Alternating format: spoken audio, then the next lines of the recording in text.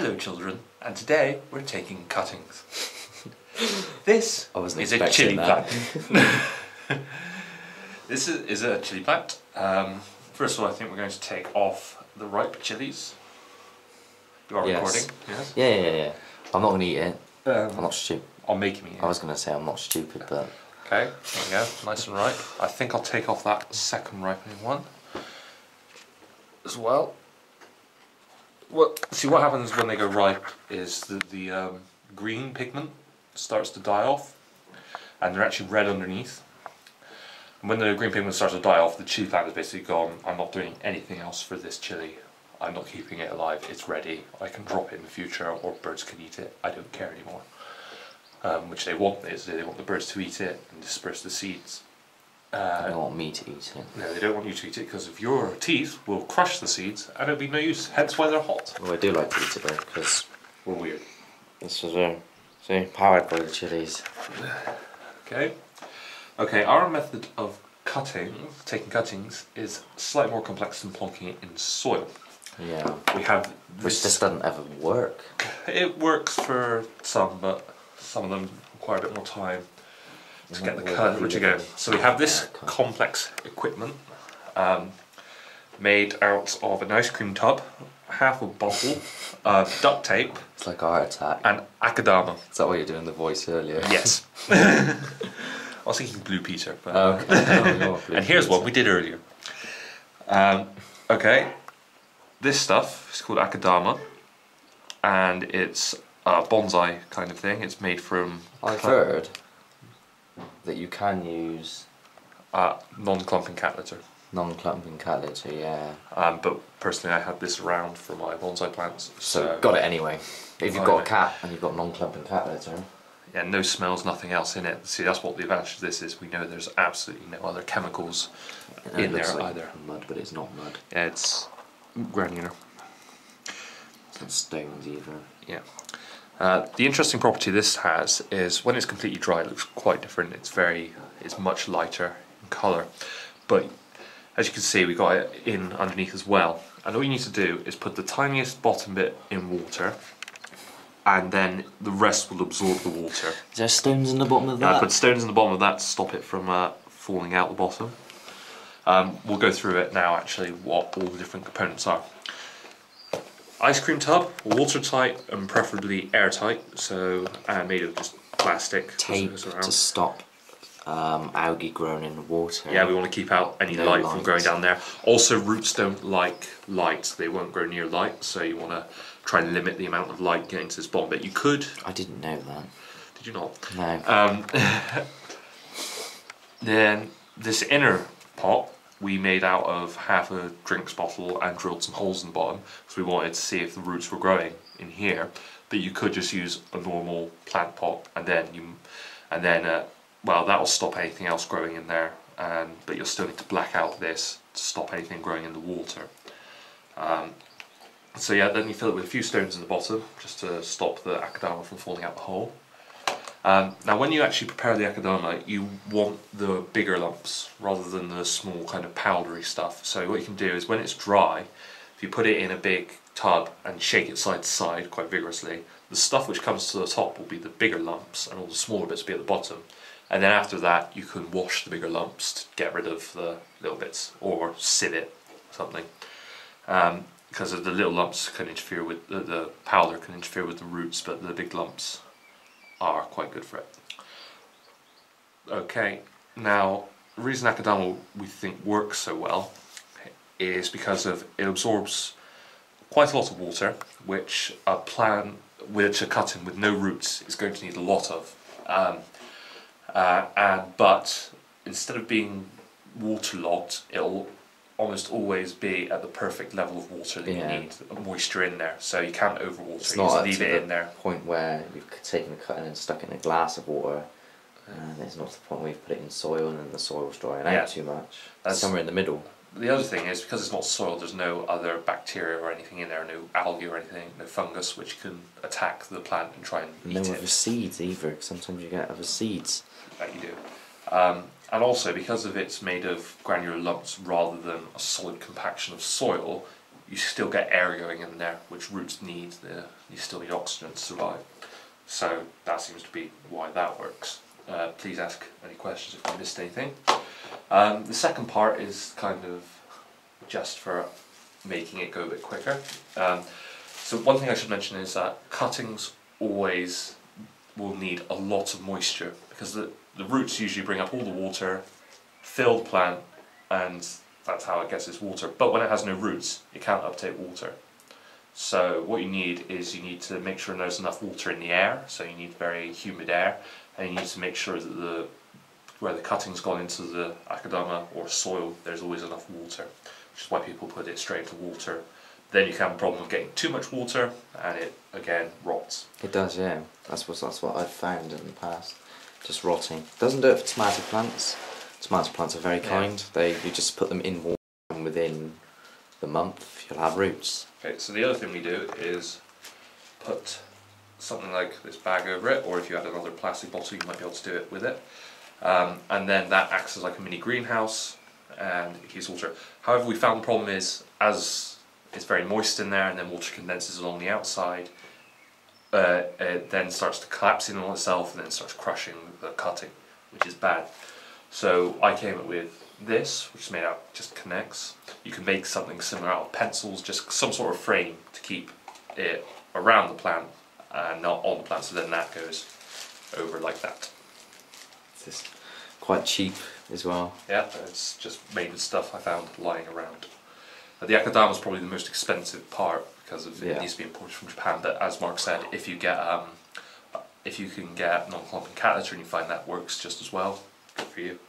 It's even cheaper then. We were thinking of making a bigger one eventually, out of just like make a big trough and then plant loads of stuff in it. But it takes a bit more effort. There's also that, like, once it starts growing in there, there's a point where it's time to take it out, because that's the other advantage you have with this stuff. You can literally get a tiny teaspoon or each fingers, and look, you can just burrow down gently around it without having to like pull it out of anything. This stuff will not grip onto the roots. So like soil with. Growing one in there once anyway, didn't you? Yes, it managed to last long. Yes, it does start to suffer because of nutrients aren't desperately needed for cuttings. The plant usually has a store of those and won't be growing new leaves. It just needs to grow a few roots. Because you're probably going to get a few questions like, oh, can you use this for a full-time hydroponic system? Yes. Which make sure the camera's pointing at something, not the table. You technically can't. Or can, I don't know. Well, with Akadama you probably could, but you need to. The difficult part's getting the right amount of nutrient put in the water in the bottom. Yeah, and then that gets absorbed. Air in the water as well. Well, with the Akadama, because you've got air in between the grains and the water's going through the grains, you've got a mix anyway.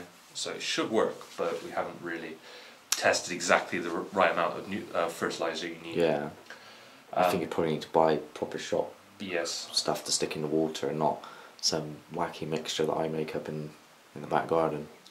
Okay, I think so. Yeah, when I grew the plant in here for quite a long time, it's actually that smaller one upstairs that I found. The roots were all over the bottom of this, and I had to dig it out with a teaspoon, so I just picked up bits of this, moved it off into another pot, and I could take it out fine. Now, the actual cutting. Yes.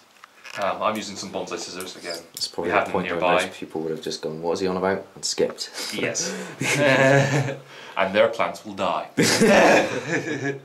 So yes, if you didn't pay attention to that, it's all going to go wrong. So rewind and have a look. Okay, so you need to take a healthy part of the plant, otherwise it's just not going to have enough nutrient reserves to restore Just got a point roots. Right now, there's no guarantee that even if we do this it will work again, although there's been 2 successes. 3 successes. The first one did die through my own mistake. So I'll take it there. You take quite a big one, don't you? I need to trim that back anyway. And then I think I'll take off that bit. What you want quite new and soft growth for it. And then I'll take off. Anyone know anyone that's really detailed about what types of colours are involved in nutrient deficiencies? Have a little look at that one there. If you can pinpoint what nutrient's missing, that'd be quite cool. I mean, I've got books and stuff which say what colours are what. What's that? I suppose it's like a pale yellow between the leaves. I'm going to say nitrogen. There you go. Possibly, as I say, I need to fertilise them. Okay, so I've cut off bits, alright, and I've left a couple of nodes on because the roots can grow from those. So if you just left one bit down there, only roots can only grow from that bit, but if you have a couple of nodes as well, roots can grow from these bits, just like you can get leaves growing from them. It's just an area where the plant can grow. Are they sterile? Yeah, these probably not particularly, but specifically for what you're doing anyway. Yeah, these are very, very sharp. So they're bonsai scissors, and the way they're configured, they're just not like a normal pair of scissors where you get the long blades and the short handles. You've got long handles and short blades, which allows you to cut with quite a lot of force. So you can go through quite thick branches without having to struggle. Yeah. So now the next thing I do, you just plonk it straight in. So some people actually start stripping the sides of the this bit. Yeah, you can do that. It exposes more of the plant, so you've got more roots growing, but then you've damaged the plant a bit more as well. So it might not like I prefer the small kind of. So now you just need to work out just how deep you want to go. And there we go. And now you just push it in around to cover it. No, you don't need to get it. So no, what do they call it? No rooting hormone? No rooting or hormone. Nothing, just... Although you could probably add it to the water underneath if you wanted. And then, because anything you add to water underneath will also be absorbed by the Akadama. Someone did mention other things you can add instead of rooting hormone. For the life of you can extract stuff from willow plants. They've got a lot of the hormone in them. Because willows are notorious for growing anywhere. You can stick a willow branch in the soil upside down and half the time it'll turn into a tree. They're never happy anyway. Okay. They're always weeping. It depends on the type you bred, actually. Oh. Not all willows just are go ruin my joke, why don't you? It was barely a joke. Okay. Now we just put this frame on it, and then I may rearrange a few leaves so it's a bit more happy. Yeah, that's what they're probably thinking. They're probably thinking, is it going to fit in the frame? Yeah. Quite a big plant. So I've had that one when I took it was actually about that tall. Oh. So that was my. Can I take a really big cutting and will it survive? Answer is yes, and it does quite well. Okay, next thing I do. Did it have leaves like this on it as well, big ones? Slightly smaller. Next thing I do is take an elastic band around the outside of this, just to hold the legs of my support to the bottom of the frame. So make sure that's all nice and secure. This elastic band probably needs replacing actually. I feel we need some mood music for that. Okay, so now that's on nice and secure. Can't add any mood music because of copyright. Okay. Then we take the bag. And that can go over there quite nicely. Again, you could build this out with pencils, or if you have anything else appropriate to build a frame, it's fine. There's no particular reason we're using a blue bag, except that we have one. Although it might be helping slightly, I think. The only light going through is blue, and plants use blue light. So it's like using a blue grow lamp, I suppose. Which I have. Yeah. Which does actually work, I think. You think? Yeah. Well, every time I put it on, the plant starts leaning towards it, so I can only assume that it's working by that principle. Yeah, I just got to be a bit delicate about this, just to make sure I don't disturb the plant on me. There we go. We would have done all this probably sooner, but the weather and the winter seems to last forever this year. What are we in? April, just the end of April. It's just literally coming into spring now. Okay. So now the bag's on. Take another elastic band. Problem is with using elastic bands is because if it's quite a moist atmosphere in there, they do degrade reasonably quickly. But once they're on, you can just leave them on, and then you're usually fine. But they may break during this phase, and just get another. I've got a supply over there of them. And now that holds the bag against the supports. Just make sure it's actually on the bag and not underneath, so that you can try and get a bit of an airtight an airtight connection. My zoom went funny then. From the elastic bands to the hot. I'll just rotate that a minute, just to fix this bit. Raining, isn't it? Yep. Not raining nowhere near as last April. No. If you look back at some of the videos and the grow house I had is completely trashed outside. Okay. So that is the cutting. The last thing to do is to fill this bottom part up with water. And you want to fill it up just enough so that the water touches the akadama in there. If you've done this with the akadama dry, you'll actually see the water go up like a sponge through the akadama, which is quite nice. But yeah, you don't need it any more deeper than that. You want it to touch the akadama but not the bottom of the plant. And so then you have the perfect moisture, the perfect amount of air, perfect humidity. Yeah. You've got everything taken care of. It's got its own personal greenhouse. Not to forget that it needs to be put somewhere with light. Yes. And or grow light. Yes, not too strong, because if you try and get the plant Probably to... a blue one. Yeah, well that's probably why the bag might help a bit Yeah. by being blue, but if The you red have ones. it too strong, the plant will try and grow leaves rather than roots, and you don't want that because of it hasn't got any roots to support the leaves. So I think that's everything. I don't think they need to see me put water in it and put it in the sun, but that's how you take a cutting. Hopefully. And then it becomes this. If it does well, then I don't know. I don't know if we're going to come back to it or not, because you've got that and you know it's going to turn into that. If you're lucky. Yes, and it's done that 3 times now with this method. I don't have that method at home. I'm still trying to use the other ones, which don't ever work.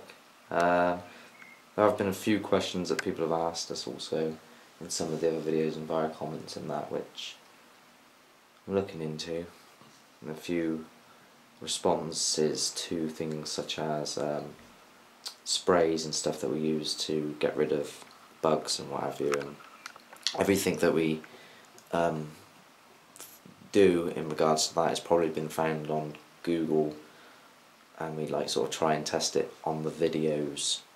So a lot of past videos have been trials, so you don't have to take them for the word that we give on every single video, because a lot of people are saying things like, oh, it's not working for me, but they are trials for us, so you can take on what we're saying and try it yourself, but you know, unlike this one, where we've got cutting evidence, and you've done it 3 times, and it's been done 3 times, then some of them are a little bit, you know, apart from potting and things like that, which are obvious things, and like what do you call it when you're getting the flowers with the paintbrush and that, those ones are just pollinating. Yeah, pollinating. But the more complicated things are trial and error type things, so I just thought I'd put that in there now to cover a lot of questions that have been asked. But until next time, until the next 5 months, no, I don't know. Until yeah, whenever, basically. If you've got any questions, maybe I could do a video on that at some point, once the plants get big again. Because there's only so many videos that we can do which talk about the plants, and then after that we're just going, here's a plant, and here it is again, and oh, here it is again. So hopefully you're okay with this one, and look forward to seeing you comment and watch and subscribe and even donate if you like. But until next time, bye! Bye!